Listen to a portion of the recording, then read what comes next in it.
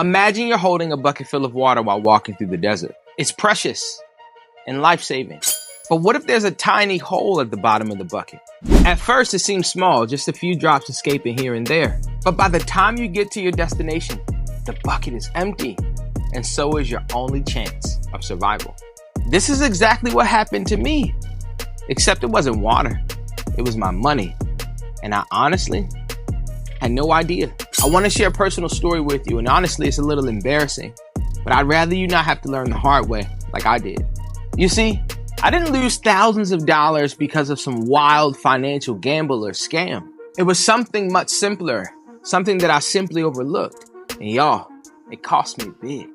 It was in the middle of 2020 when the world had felt like it flipped upside down, where I decided, I'm going to leave my 9-to-5.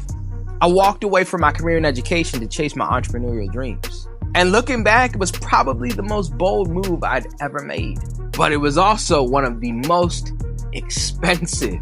See, I'd been working hard at that job for a few years, contributing faithfully to my retirement plan. This was money that I honestly thought was safe.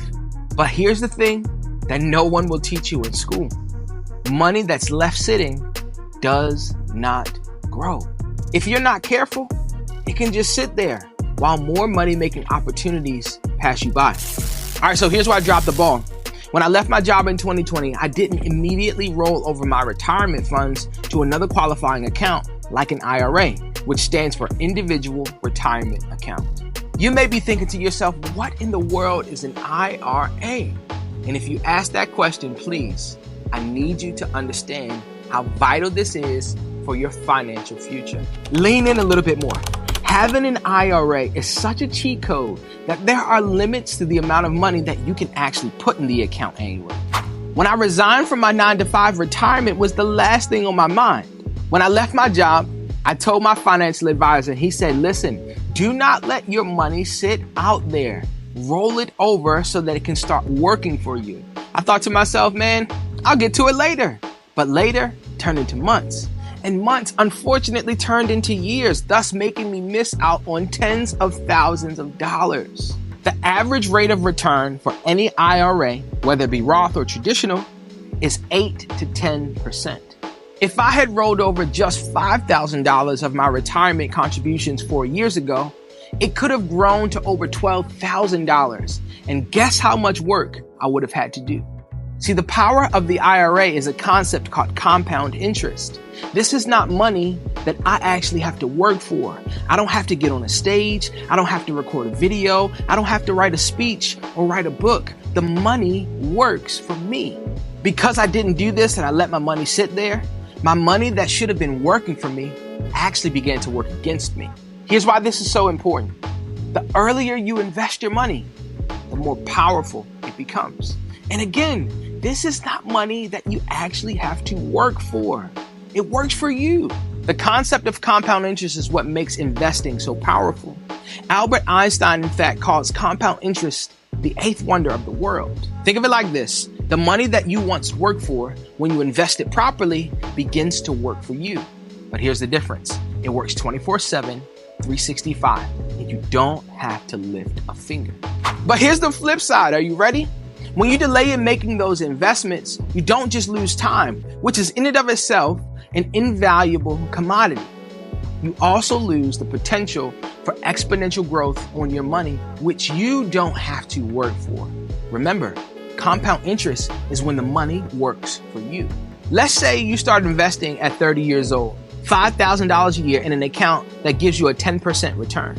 If you invest that $5,000 every year until you're 65, your $5,000 a year investment is going to turn into $1 million.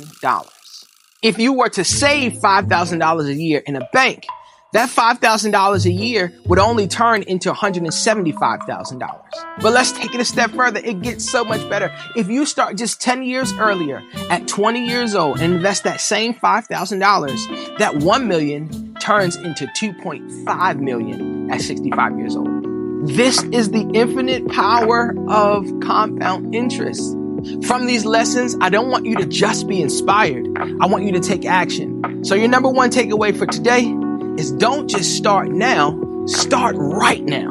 Whether you're working your normal 9-to-5 or side hustling your way to your dreams, I want you to start putting money aside right now.